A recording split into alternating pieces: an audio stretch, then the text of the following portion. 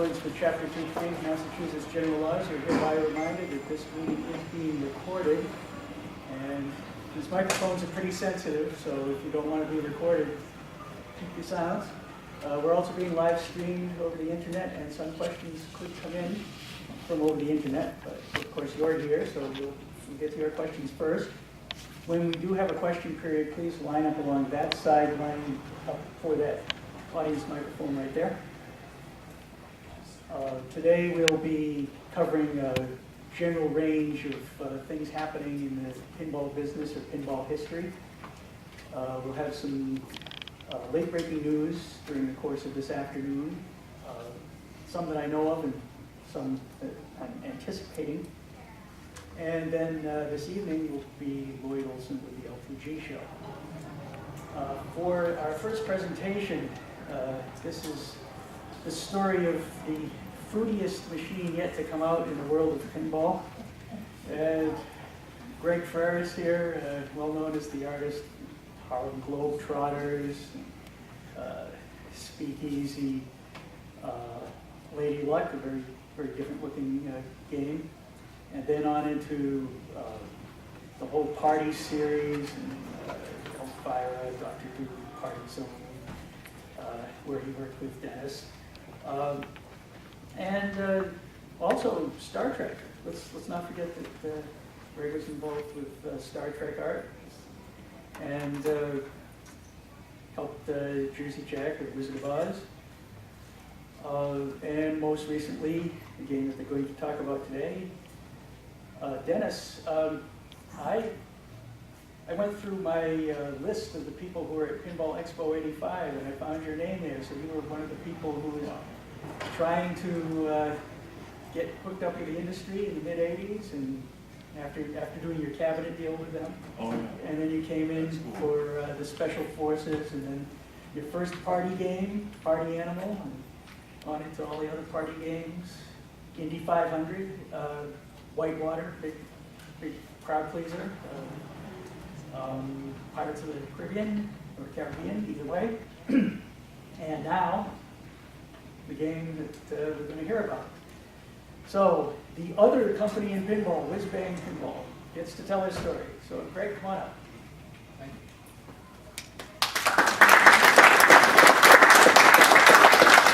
Thanks, Dave. So this is Melon Farming 101. Check your syllabus, make sure you're in the right class. I'm Professor Freres. This is my graduate assistant, Dennis Nordman.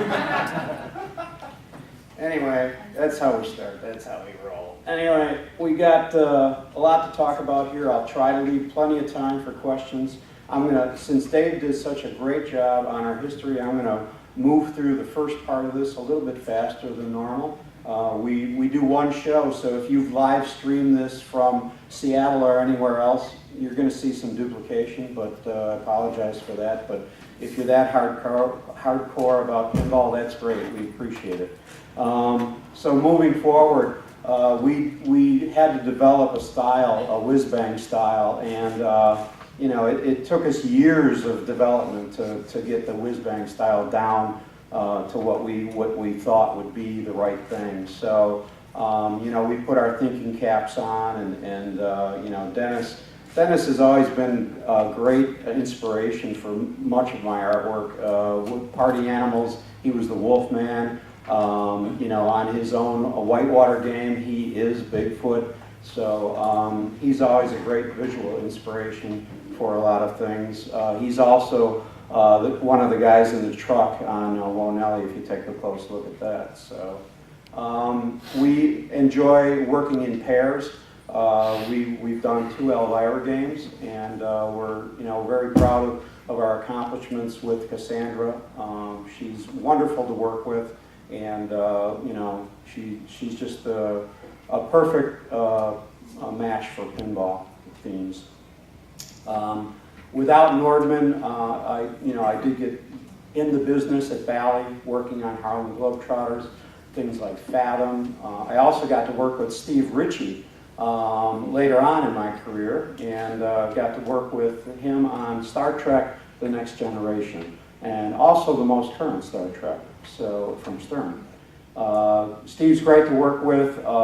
One thing he did tell me when we started on Next Generation was, you know, you do artwork for all these funny games, and I don't do funny. So he said, I just want you to do straight artwork, nothing funny. And I said, good, what are we working on? He said, Star Trek Next Generation. I said, perfect. So there's nothing funny there, including that joke. Anyway, moved on to No Fear with him. There we did get to combine some of my humor with his, you know, straightforward game action, you know, full-on action. So that was a fun project to work on, and it was Steve's last for, you know, Williams at the time. Revenge from Mars, got to work on Pinball 2000, got to be there for the end of Pinball at Williams. So that was both fun and sad at the same time. Dennis got started. Wait, Greg, you gotta tell them the Edsel story. Oh, you want the Edsel story? All right, so see the Edsel, the big giant guy stepping on over on the left there. So while we were working on Pinball 2000, Neil Nicastro, I overheard him talking to a distributor, showing him an early version of the game. And as I walked past the office that they're in, I heard Neil say to the distributor, yeah, it could be good or it could be the next Edsel. He goes, I'm not sure. And you know, we were working our butts off to try to do the next greatest thing in pinball. And when I heard that, I was just, you know, the wind was taken out of my sails. And so I had to pay homage to that, you know, moment and crush an Edsel with a giant Martian. Without me, Dennis came into the business through unique cabinet design.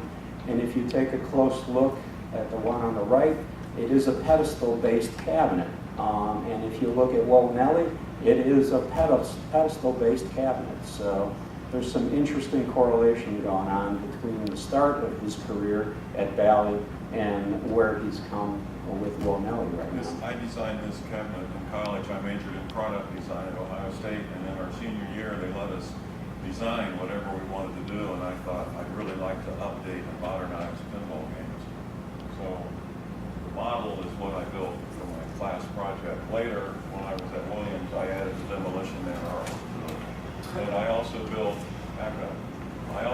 a full-size version, took it to Schaefer Distributing in Columbus, and they set me up with an appointment with Chuck Farmer, who was then president of Valley Pinball in Bensonville, and he had come from Columbus.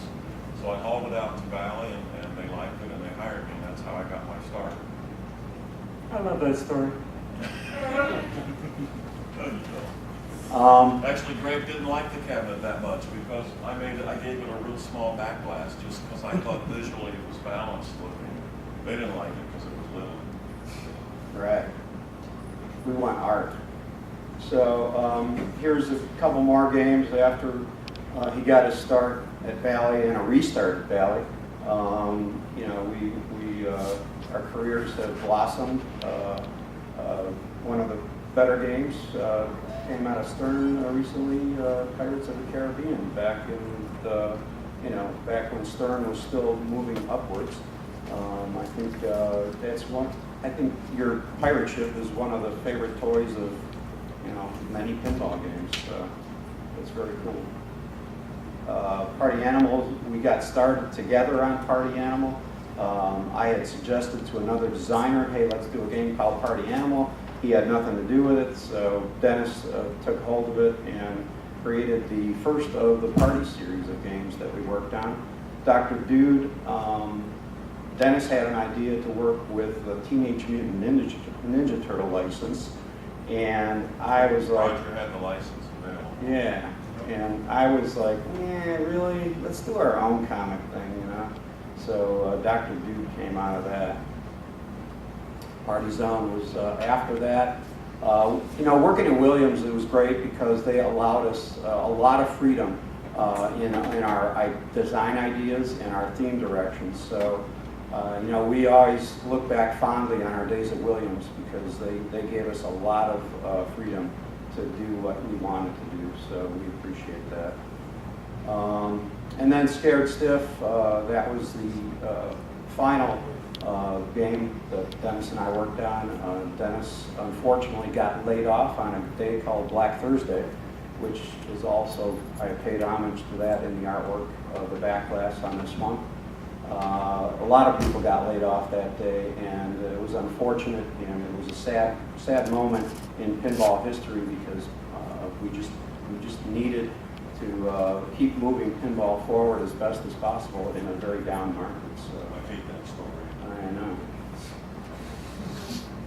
So now let's talk about Whizbang Pinball. In 2009, we were a bit underemployed, as the world was. And so we were out at the Northwest Pinball Show in Seattle together. We hadn't seen each other for a couple of years, and we decided that we needed to try something a little different. I kept hearing everybody talk about custom games, and to me, I was like, wow, custom games would be cool to work on. Never thought of that, you know, being an industry insider, so I started bantering that around, and the day we left Seattle, we had breakfast at the Cafe Mecca and Bar, and came up with some ideas of this custom approach to pinball. I said, you know, we're just two industry guys. Maybe we could think about something that would be a little more custom. So we got in our Woody and took off to the airport and had a great breakfast. You know, before that, and I told Dennis, I said, you know, I couldn't sleep last night, so I got this idea, and when I told him the idea of doing custom games, he really appreciated it. So we flew home really fast and stealthily, so nobody would know what we were working on. And we decided to call it Whizbang Pinball. This is where we had a flashback. In 2006, there was a beautiful showing of artwork called Tilt, the Art of Pinball, in a museum in Southern Illinois. And it was the best curated art show for pinball that I have ever been a part of. They really did a nice job. It was a legitimate art museum. They had games, they had original artwork, we showed sketches and, you know, finished art and finished games. So it was really a nice show. And at that show, I hadn't seen Dennis since the layoffs around Scared Stiff time.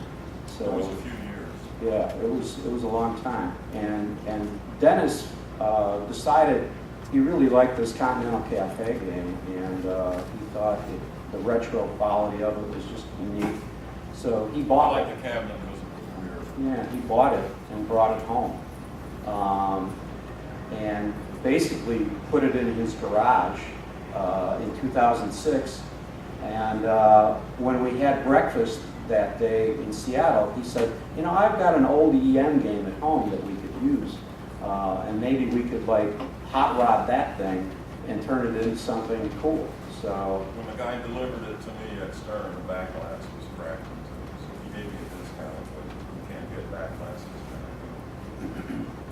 and as it turns out, it's not a great playing game, but we decided that we were going to use it as a host game, just taking an old car and turning it into a hot rod. That was our next approach of how we were going to handle everything. So we brought it to people that are smarter than us when it comes to electromechanical games. We brought it to one of our neighboring Team EM members, and if you know anything about Team EM, they are a great resource. If you buy an EM game and don't know what to do next, they are great to go to. They're very helpful, and they will help you get the job done to get your game up and running if it isn't, or if you have trouble with an EM game. These guys are all great, and they're very sharing with their knowledge.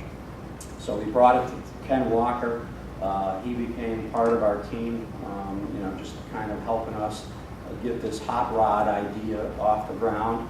I took that picture, it says 4/13/56. I thought that was cool because that was inside the Continental Cafe cabinet, and that's when somebody signed off on whatever it was that day that he was inspecting, so that was pretty cool. So we come to the pitch. So Dennis calls me, it was about July of 2009, and goes, okay, I got this great idea. And he says, you've got to come out to the house, and we got to talk about this right now. I got to show you something. So he said, basically, we both like the art of fruit crates. When you look back on fruit crate art, it's just so rich in the history of advertising art, and it's beautiful work and risque too at times. These were people that were trying to grab the attention at market, to sell their product over somebody else's. So they were all very colorful and unique in their own way. And so that was the first part of the pitch. Let's do something with fruit crate labels. And then, of course, we're pinball guys, so we love vintage pinball artwork and pinup artwork. So, the combination of fruit crates and pinball and pinup just kind of led to, okay, yeah, that's what I do. I can handle that. And Dennis is great with tools, so he could handle the hard part, the heavy lifting.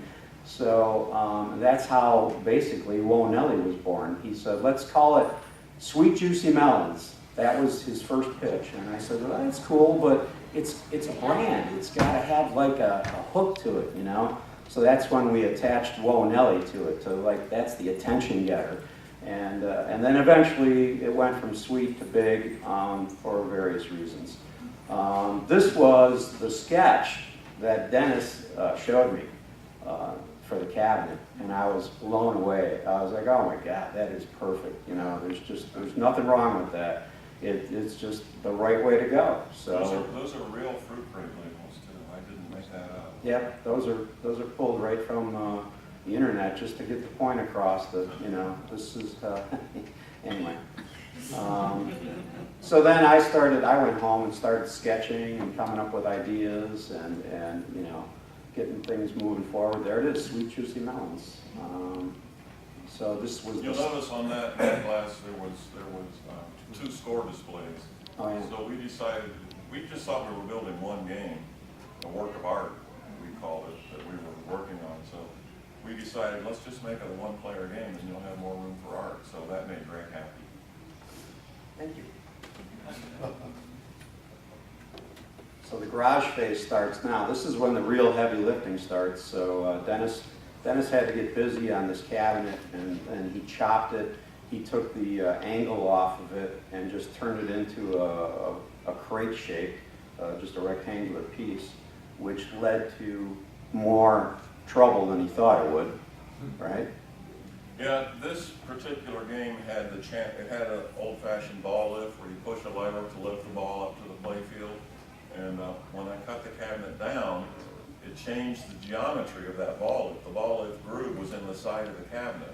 So it changed that geometry. So what I ended up having to do was cut out a special piece of wood to fill in that ball lift and that channel, and then route another one. And so the first time I routed it, I had my plunge router.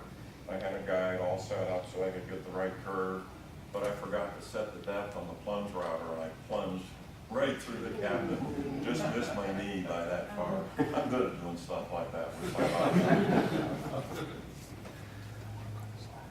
So this took this was a process. He fitted pieces of wood on to frame it to make it look more like a crate. We kind of knew where we wanted to put artwork with decals to give it the illusion of a fruit crate. Outside, behind his workshop, that's where the real magic happened, right? Yeah, I have this gravel area out there, so I wanted to make these pieces of wood look old and beat up, so I threw them on the ground and jumped all over them and stomped on them and beat them with screwdrivers. I wish we had video of that. Then I torched it and wire brushed it, and I just beat the hell out of it. It was fun. Cathartic. So this is taking shape, you know, with the way we were moving forward. You know, we decided to put slats on the base crate, you know, to give it the illusion that there's actually fruit inside. So that's kind of how that ended up. And this was before we went to Expo in the fall of 2009, this is about where we were at, and this is what we were going to bring to Expo. And when we brought it, everybody at Expo was like, well, when are you going to put the legs on? And we said, well, we're not going to put legs on it. Well, why not? Because the crate is holding up the game. We couldn't, that was the biggest question at Expo, was when are the legs going to go on? So I guess people really want legs on pinball games. So. Now it's mounted to the crate. It's bolted to the crate, but it's bolted with these rubber motor mount type things that have a stud coming out each end. Yeah. So it's still flexible. You can still shape it. Yeah, we have. And there's leg levelers in the bottom of the crate. We have pictures of that later, just to illustrate better. So this is me when I was thin. And this is Pinky, another Continental Cafe that we acquired. And so people said to us, why don't you build more than one game? Yeah. We only had one Continental Cafe, so we started looking for more. We found 3 more. Yeah, so that's how we ended up with 4 games. Everybody said, how'd you arrive at 4 games? Oh, we found 4 Continental Cafe games, so that's where we ended up. We did not want to go beyond 4. People tried to convince us to do 30 or 50 in Dennis's garage. And we said, nope, we are not manufacturers, we are designers, and we are going out on a skinny branch here just to get these 4 done. So we don't want to fall off that skinny branch. We knew what our limitations were. We knew that we were not manufacturers and didn't want to ever be manufacturers. Building 4 games was tough enough. This is really where the heavy lifting came in when we needed more help. We recruited Mark Wayna. Mark worked with us at Williams. He worked on Scared Stiff and Indy 500 with Dennis. A great guy. He's got a lot of EM games in his collection. So between him and Ken, they really did a lot of work to get the EM components wired up onto the new playfield for Nellie. This is kind of iterative playfield work. The one on the left is Dennis's first approach, and the one on the right is the one that is closer to the finished piece that we see on the floor today. The original game had 3 gobble holes in it, and I knew I didn't want to have 3 gobble holes, so this game had 1 gobble hole, and I rearranged everything from what the Continental Cafe playfield was, but it's still very EM looking. And Mark convinced, I didn't think the pop bumpers would have a lot of power, the flippers would have a lot of power, and Mark Wayne convinced me that, no, you can mount the pop bumpers together and it'll be strong enough, it'll be lively. So then I just started over and redesigned the whole thing. But the thing that makes this game a lot more shootable than most early wood rails is that it has return lanes. So you have control over the ball and you can actually make shots now. I made a shot that goes back to the top and with the return lane. And I just had 1 gobble hole in it. When we showed the game with the gobble hole, a lot of people didn't understand what was happening. The gobble hole, if you don't know, it just takes the ball and it ends your game. It ends that ball, but it usually gives you some big reward. But a lot of people had no idea what was happening, so we changed it to an eject hole. Now it kicks the ball into the pop bumpers, and I like it a lot better this way. But our first 4 games still have the gobble hole feature, and some of our owners are like, "Why'd you take the gobble hole out?" And we're like, "Well, bigger market. We don't want to confuse people, so we needed to take it out." This is just progress. We had to label everything from that EM wiring system so that when we went to plug it all back in, we know where everything would attach to. This is just iterations on artwork, blue background or a red background. Show it to the family, get some votes, you know, see what works best. Take it to a show, see what happens. This is our first flip in spring of 2010. So it took us, from July of concept to getting the first flipping game out to the Milwaukee show. And we got a pretty good response at that show. People were interested to see what we were working on. Kerry Imming, the guy facing us in this shot with the name tag on, he became instrumental in the process because he said he was working on a system whereby he would convert an EM game to a solid state game. So would we like to work with him on that? And we said, sure. We don't know what you're talking about, but yeah, we'll do that. So he definitely was instrumental in with his pin kit, as he calls it, to convert EM to solid state. So he came up with a bus system, a modular system that it was allowed us to then do 3 solid state games after the first EM game that we built. Roger came to that show and flipped it for the first time, and it looks like he's having a good time, right? And he said, over here, the lane over on the left could use a more scoring. So why don't you put a rollover, switch over there? So we did. So we thanked Roger for that and gave him an ugly caricature, as I am wont to do. I never caricature anybody pretty. I grew up reading Mad Magazine, and they know pretty people in Mad Magazine. So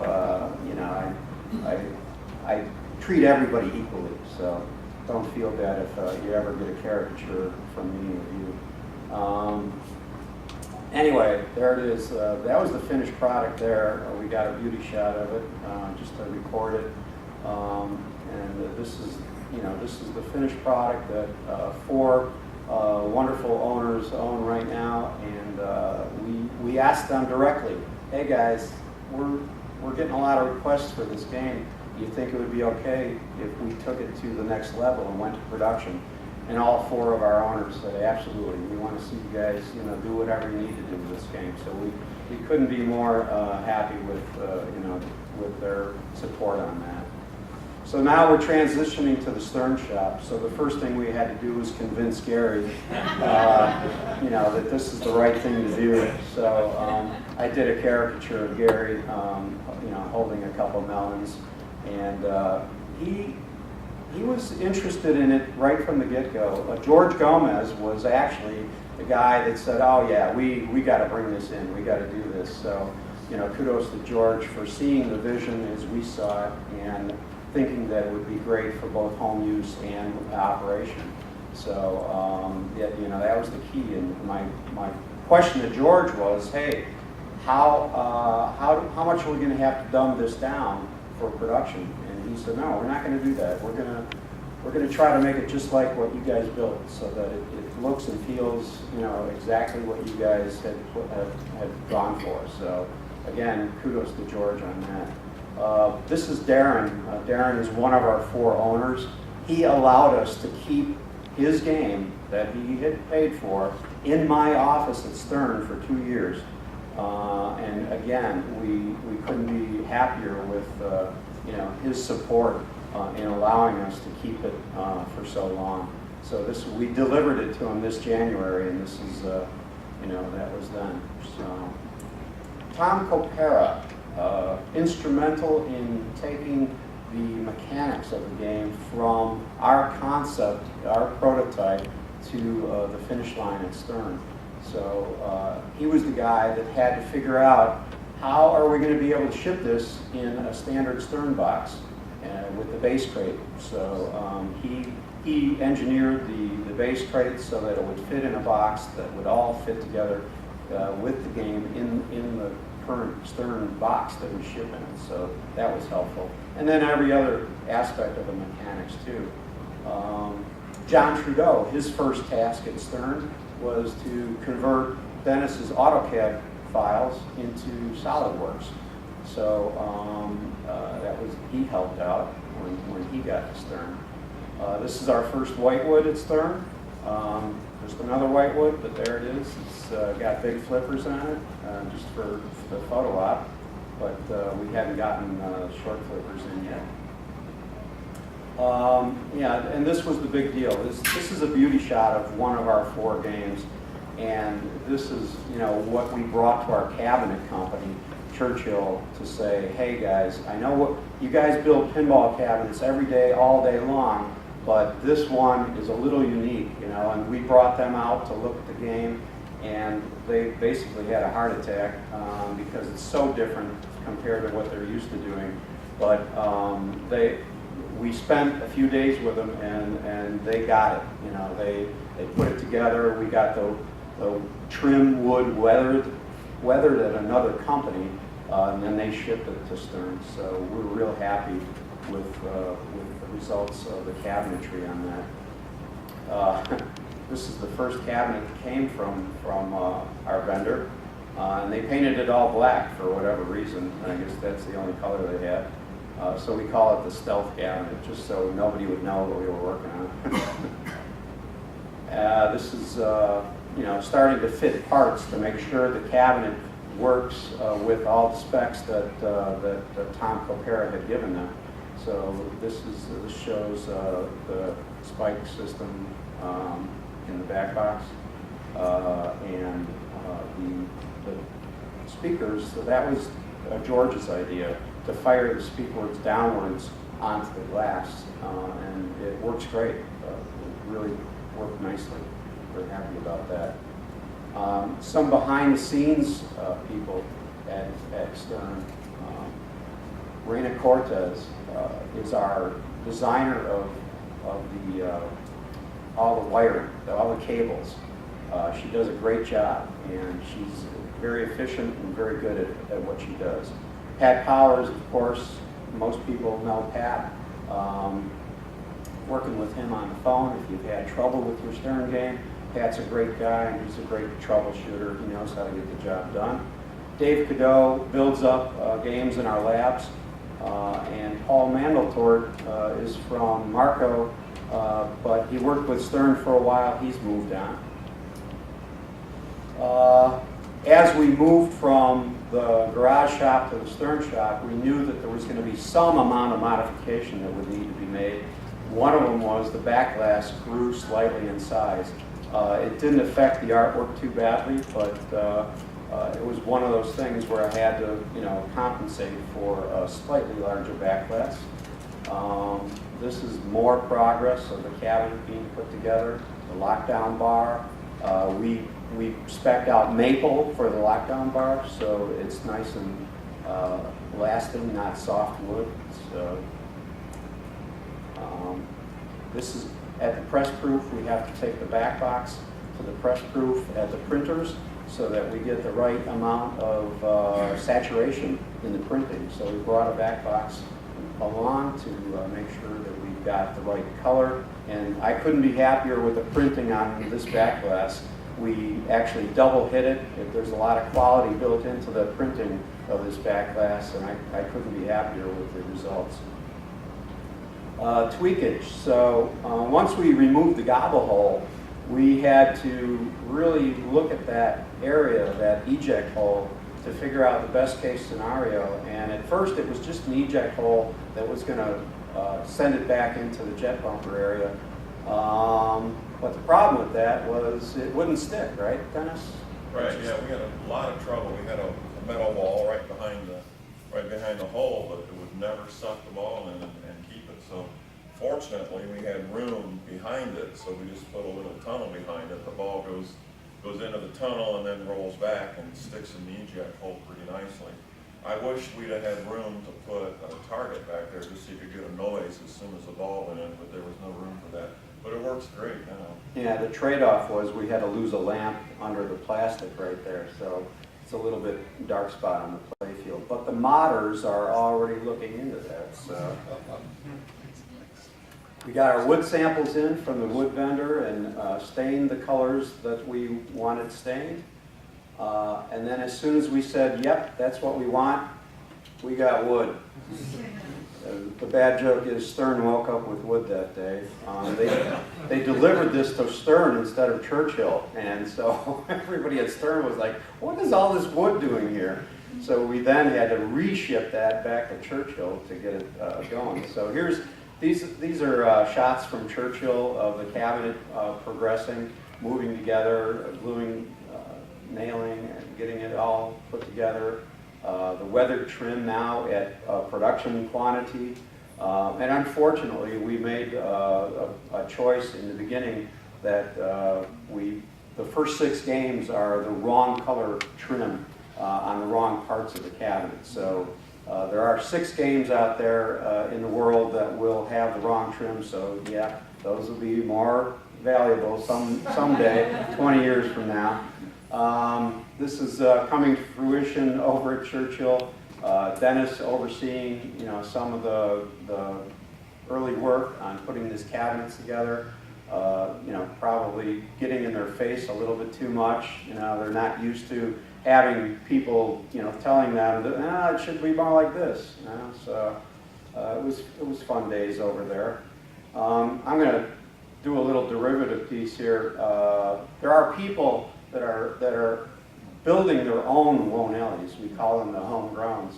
And what they did is they bought, when we printed the parts for our 4 games, we had to print an overage of parts. So we printed 100 back glasses and sold those to help raise money to finish the other games that we built. We printed an overage of play fields so that people could buy play fields and hang them on their wall. Little did we know that people are so resourceful that they would buy these parts and then go find a Continental Cafe and tear that apart and try to make their own. Brad Grant, #1 homegrown out in California. He got it done within like 4 months. And, our hats off to him for pulling that off. I mean, It took us 3 years. Yep. And these are our games. Also Bruce Zamost from New Jersey is a second home grower. So he got one finished, and he's got that up on the internet somewhere. But and there's like 3 or 4 other people that are working on them. So very resourceful people. My hat's off to them.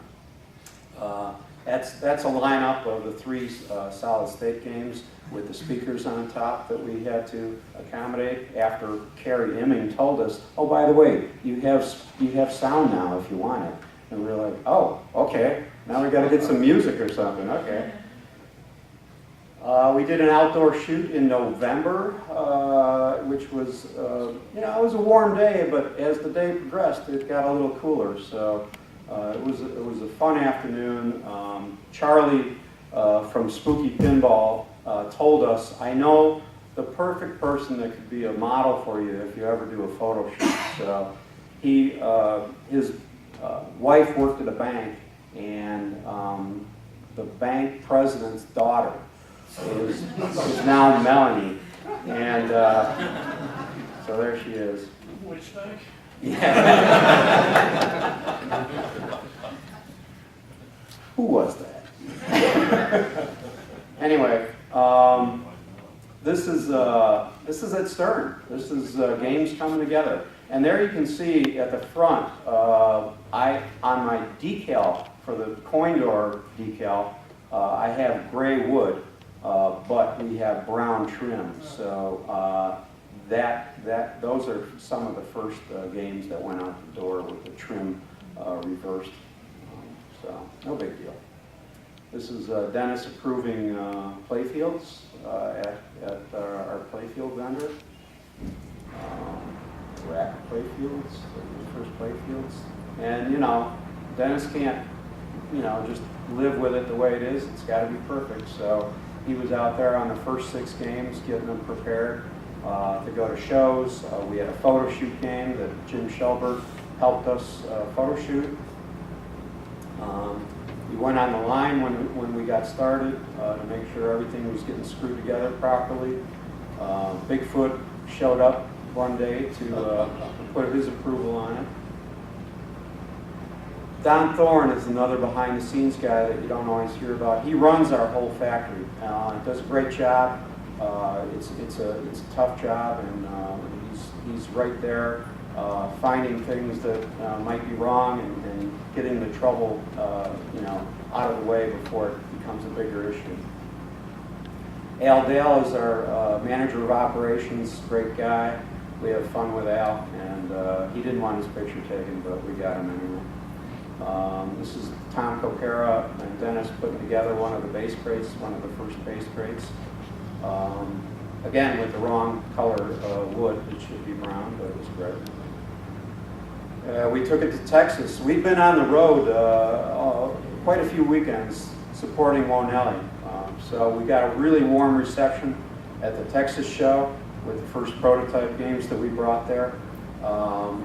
People, every show we go to, we hear the same thing, and it's wonderful to hear this. This game is not what I thought it would be. It's better than I thought it would be, and we really appreciate hearing that, because you can't tell the book by its cover. You can't tell the game by looking at a picture of it on the internet.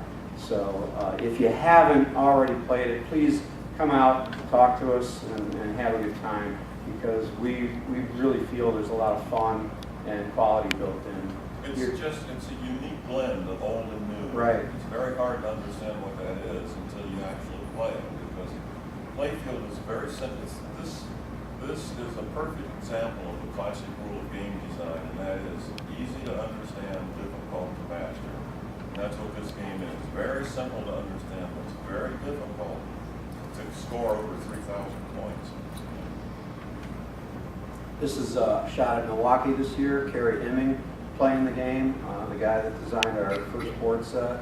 Uris, one of our buyers, to the left of the game there.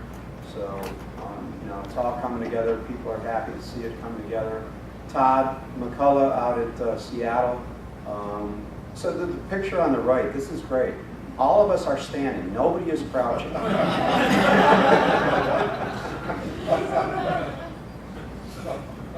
I love that picture. It's like, I really feel short. So do I. Good use of the crate at the Milwaukee shop. So yeah, real pinball. We're back to making a real pinball, and this is a unique project for Stern. We really respect them for seeing the vision that we saw, and we hope to sell this game for a while.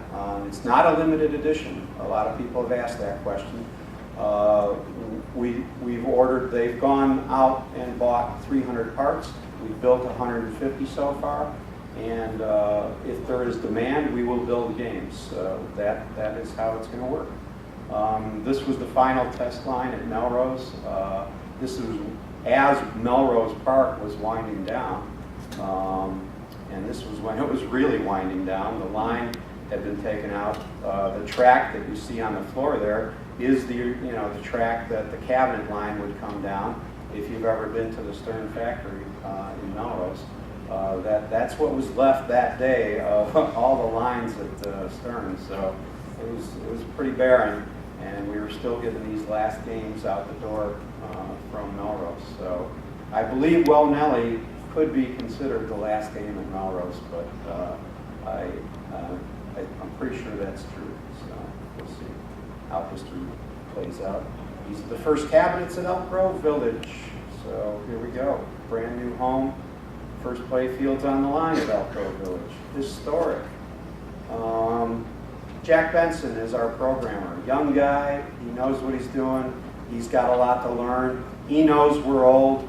We know he's young, and we work pretty well together. So he has respect for us once in a while. Maybe on a Friday afternoon he has respect for us, and we give him a lot of grief. But we've had a lot of fun working with Jack, and he's learned a lot about pinball in a very short time. He's a great player, and he just wants to make great games. So that's what we need in the business. This is Barty. She is our final inspection line supervisor. She also has been in pinball for many years and really, really does a great job with what she does. She'll shut down the line if she sees some flaws that she doesn't like. Everybody gets angry with her, but she holds her ground because she wants quality products. Right.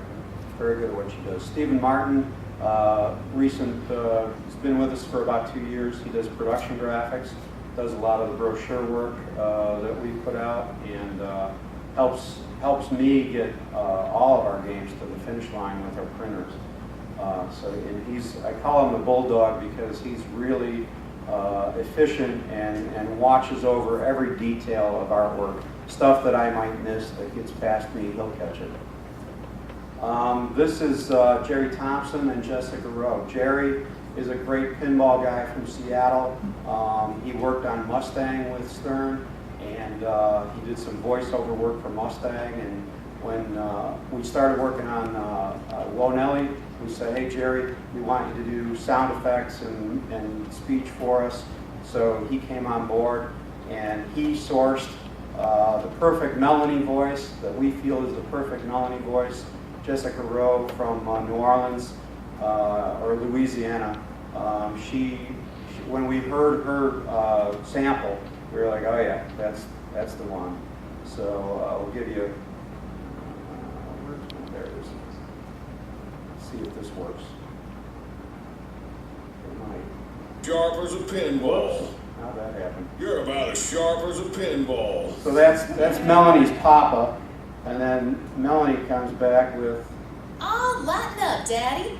so anyway, we try to build in choreography with speech and sounds and music and try to make the entire experience entertaining. And especially with this game, we want the owner of the game to experience a deep set of sound effects and music and speech. We don't want the speech to get annoying or grating, so or repetitive. So we've definitely built in a lot of speech for this game that will be coming. The other crazy thing that happened here with the farmhand character, we got Rod Olson through Jerry. He's just a friend of Jerry's, and Jerry said, hey, I got this guy, he's fun to be with, and he just wants to do some speech for the game. So he ended up becoming the guy on the back glass that's crazy. And it just it worked so well. We were like impressed with his work, and we basically let him go. It's like we told Jerry, just get in your studio with him and just let him go, you know? Just whatever he comes up with, we'll use it, you know? And so he's been great. So anytime you hear any cackling or crazy stuff, that's Rod Olson. He brings a lot of life to the game, and we're very appreciative of that. I keep losing that. There we go. I like big melons and I cannot lie.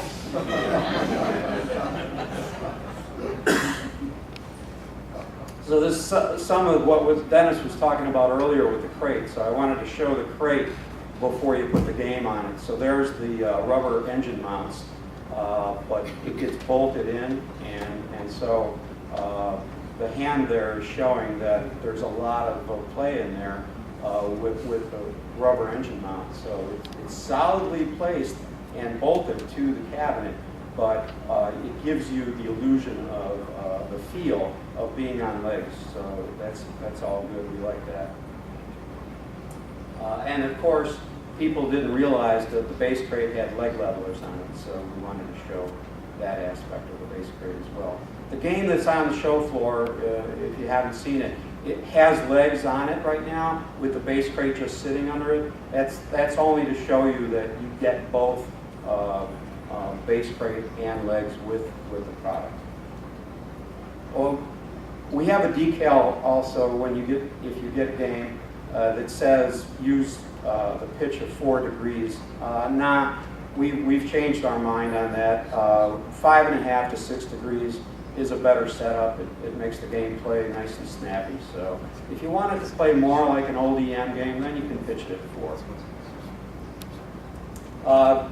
Game operation. We want operators to play this game.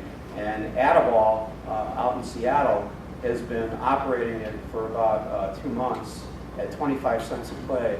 And they've had weeks where they're earning $225 to $250 a week at 25 cents a play. So a lot of people having fun with it out there. But we want to see more operators get on board with it. So it is available now. We want everybody to know that. Local distributor, talk to your local distributor. If Marco was here, you could talk to Marco, but they're not at this show. But there is a distributor here. Oh, I forgot his name. Automated, thank you very much. That is handling Will for us. And if you bought one of the first 74 games, there was a leg kit. These leg pieces go on the game if you put it on a crate. There are replacement pieces that easily go on and off to cover the leg holes. So the game will come with leg holes in it, but you can take those off and put these on. Since the first 74 games, you will get that automatically, but the first ones that went out did not have those, so we sent out a kit recently. If you're one of the first 74, you can talk to your local distributor and get that kit, which includes an uncrushed beer can. And there's the beer can. We're working with local breweries to see if we can actually get a summer blonde ale out of this. So we really want to see that happen too. That'll be fun. And of course, we have swag. So you can get it at the Marco booth if he was here, but you can definitely get it at the Stern store. You can get vintage stuff from us through Pinball Life. You can get t-shirts and back glasses from the first run. And you can go to Marco for t-shirts as well. So if you need any swag, see those people. And that is the end of the show. Did you get that? Was that a challenge for Stern to somehow come up with that, or just a step remote? No. What's the engineer's name? There I go again. Tom Capera had experience in slot machines, so the score reels are run by stepper motors. They're very similar to a slot machine reel, and we actually had them injection molded. Okay. Can you talk about updating the score from, like old EMs usually chase the special within a single ball with all resets to the next ball. Juicy Melons, you're sort of chasing the score ongoing throughout the game, and it's very classic Nordman in that, like, here's your next shot, here's your next shot, here's, did you work on the scoring for the game, or did somebody else do the programming for it? Well, I didn't do the programming, as you saw, Jack Benson did the software, but we all had input to the scoring and how it works. And actually, since we eliminated the gobble hole, the scoring feature that we have now, which is called Thumpin' Time, there goes my brain again. That was created by Greg and Mark Wayna, and I really liked it. Yeah. So you can just keep building Thumpin' Time. You make the lanes, you light the pop bumpers, you go into the eject hole, you get Thumpin' Time, and then the lanes start flashing, and you start it all over again with higher values. Great. Nice work. Thanks, guys. Thank you. What was your favorite game that you worked on? I get that question asked a lot, and to be honest, each game I'm working on is my favorite game. The game that I work on currently is always my favorite game. But apparently Whitewater has been my most popular game. Yeah, it's one of my favorites as well. Thank you. Greg, how about you? What's your favorite? My favorite, probably, Whoa Nellie was unique in the fact that we started it outside of the industry and then brought it inside. So that to me is like an accomplishment for us. So, yeah. So, I know your game didn't come to Stern through the normal Stern development channel, but I learned when I went on the Pinball Expo tour last year, there are code names for games. Was there a Stern code name for Whoa Nellie? I don't think we ever had a code name for Whoa Nellie because the public already kind of knew that that was No need for available. that. So. Jared, do you have anything on Yeah. that? All right. So on the Stern Facebook page, there was a video shared by a local place called Logan Arcade in Chicago, where they seem to have hooked up some physical chimes to your game. Do you know anything about that? Is there anything you can elaborate on physical chimes in Whoa Nellie? Sure. We opted not to put chimes or bells in the production version, because once you can put it on location, you can't turn bells down. You can put tape on them, you can disable them, but you can't turn them down. So we decided not to put the bells in the production version. So what we can do though, if the wiring is all there, we got to a point where we ended up putting the wiring in, and so you can physically attach a set of chimes or 3 bells to the game and have it work. A lot of EM purists would have talked to us and would like to turn the music off, turn the sound off, and just have bells. So we are going to be able to accommodate that, and we are thinking about doing maybe a kit for that would be available at some point in the future.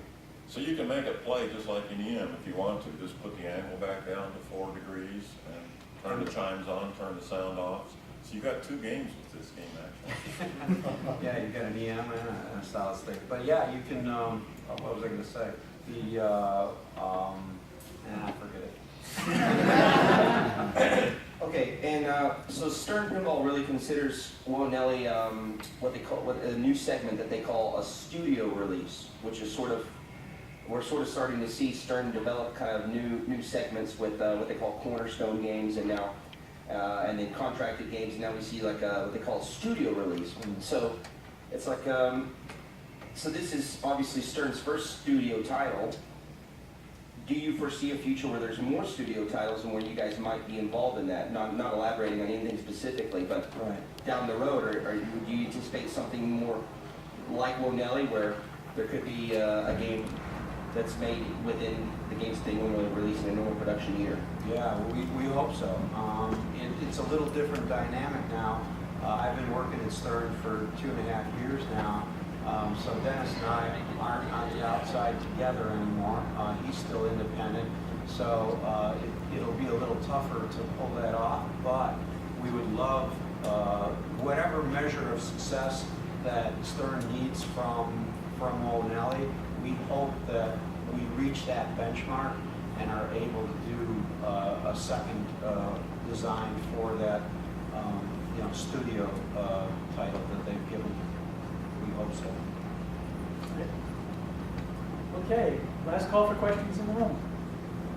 All right, well, thanks again.